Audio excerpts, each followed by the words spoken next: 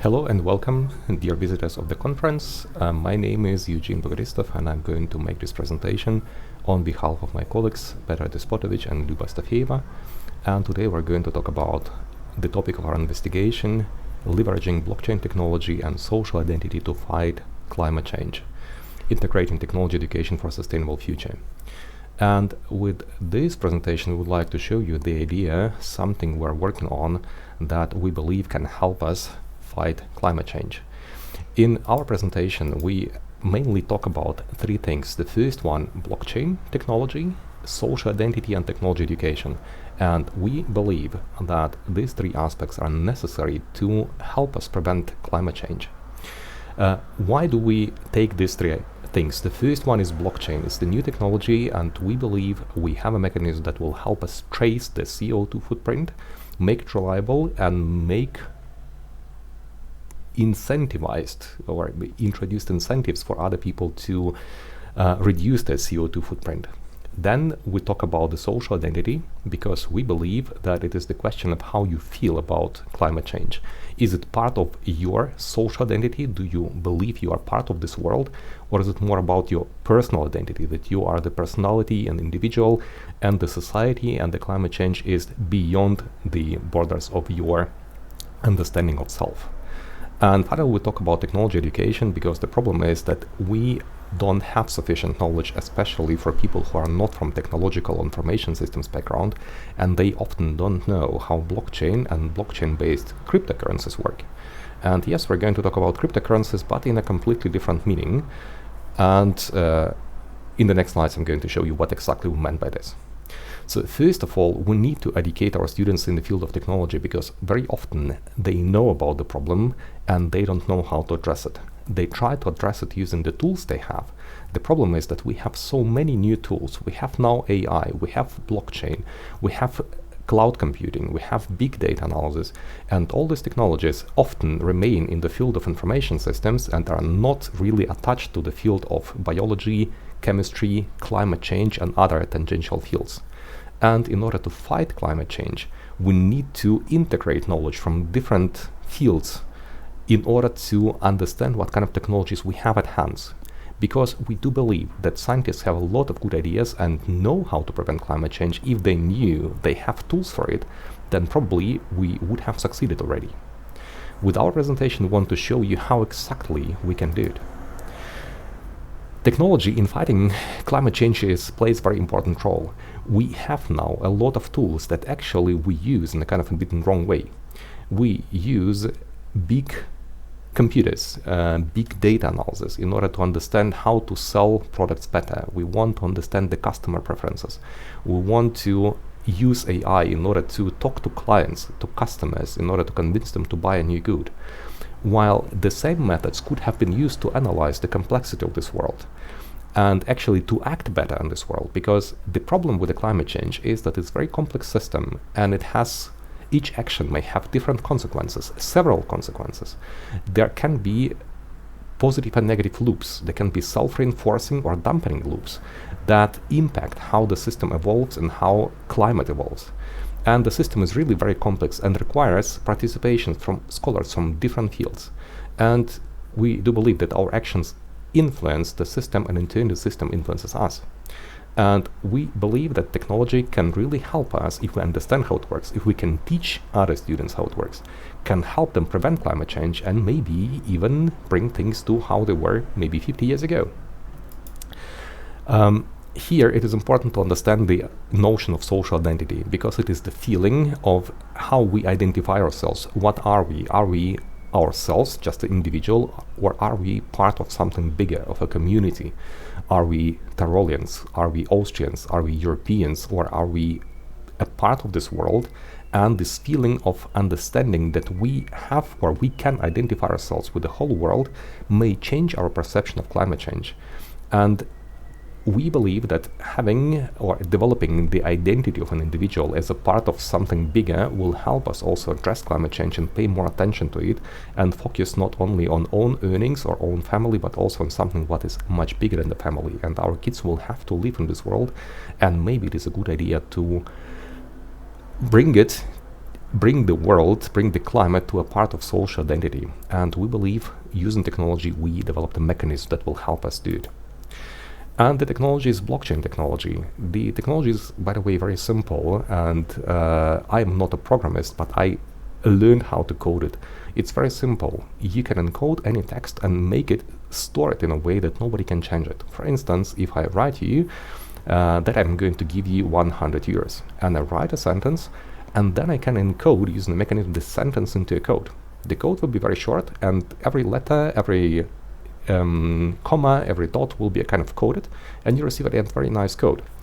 That changes completely each time I change something. So when I write a sentence and the code appears, I can forward this as a block information to the next person whom I'm going to give this 100, let's say, euros. And the next person receives this information with the code. He or she can check that everything is correct. And then let's say this person says, okay, I'm taking 10 euros out of it, and I'm forwarding the 19 euros to somebody else, to the next person. And what the person does, it encodes not only the sentence that I have taken 10 euros from it and forwarding 90 euros, but she also, or he also encodes the part of the initial code that I sent to this person.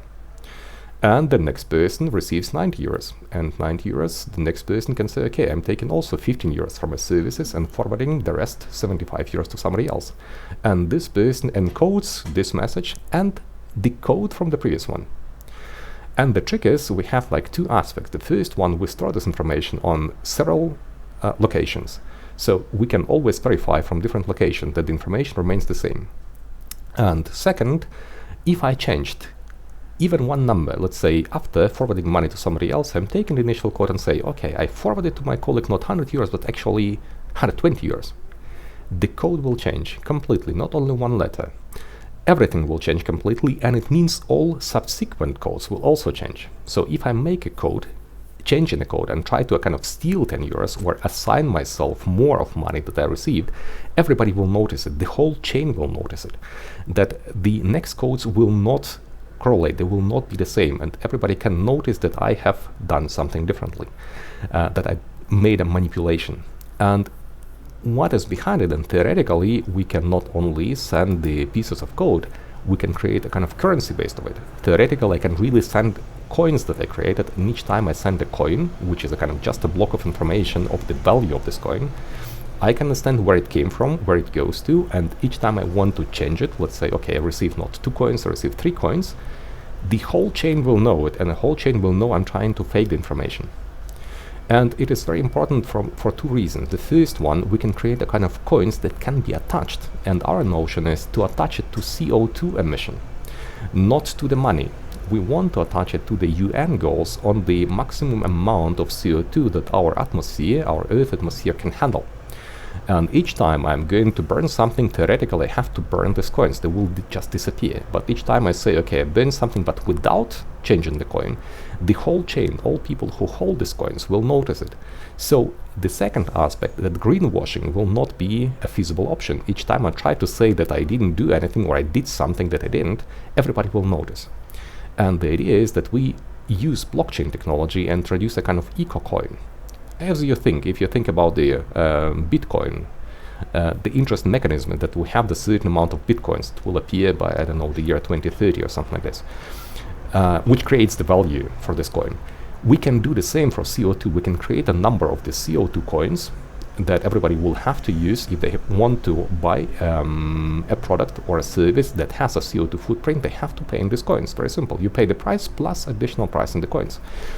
And at the end, if I try to fake it and say, okay, I didn't use this service and so on, the coin will, if I try to change the coin, say that I spent more, I spent less of these coins, everybody will notice because of the blockchain technology.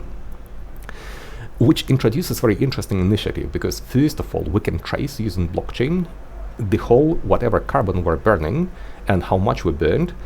The second, we can introduce investment, because those people who would like to have more of this coin, because they will grow in price constantly, the more we burn, the less we have of them, and the more valuable they become.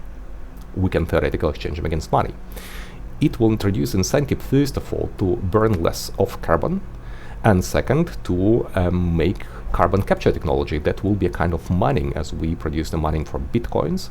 You can do the same with the eco coins. Each time you capture CO2 from the atmosphere, you kind of mine, you create coins, because you created CO2 coins that you captured and stored somewhere.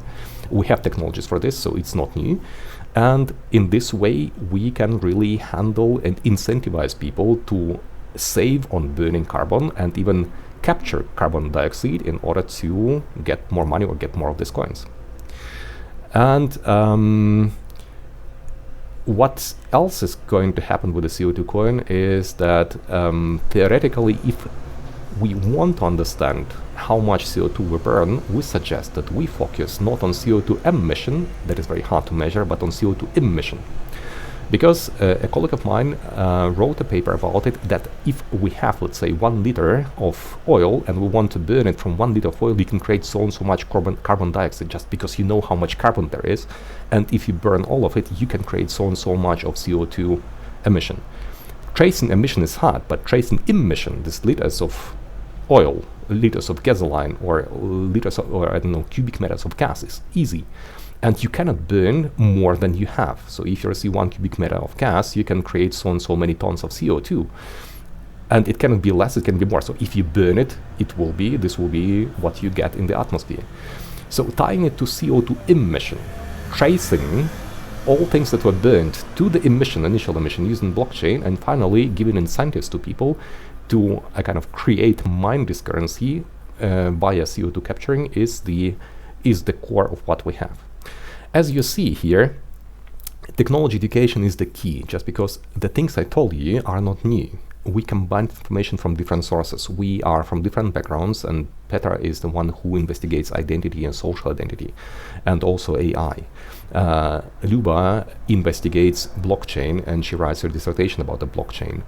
And combination of these things is something that we offer, and we need to teach people how blockchain works, how this tracing works, how everybody can introduce something like this coin. And overall, we can create a new economic system that will not only use money, but also use specific coins tracing CO2 emission that will completely reshape the markets. The things that you have ordered from a country far away will not be feasible anymore, just because the CO2 trace will be too high and you'll need to pay in these coins. They will automatically become much more expensive. And local foods will become much less expensive, just because you don't have to pay in CO2 coins. And the more you burn of the CO2 coins, the more of CO2 emission you create, the fewer of these coins you have and the more valuable they become. So it increases the incentivization to reduce the CO2 emission, and this should grow exponentially, theoretically. That is why we have a hope that combining technology education with the blockchain technology, which is not new, and it's very simple, and social identity that we have for, I think, 30 or 40 years in the field of organizational and social psychology. We know all these issues. Combining them all will help us prevent climate change. We will understand how actually we can fight climate change using technologies that we have at hand. And with this in mind, I wish you all the best. If you have questions, feel free to ask them. My colleagues are available. You have my address. You will find it also online. And I wish you all the best, and let's make our planet cleaner, and let's fight the climate change at least. If we cannot win, at least we can do it much better. Good luck, and all the best to you.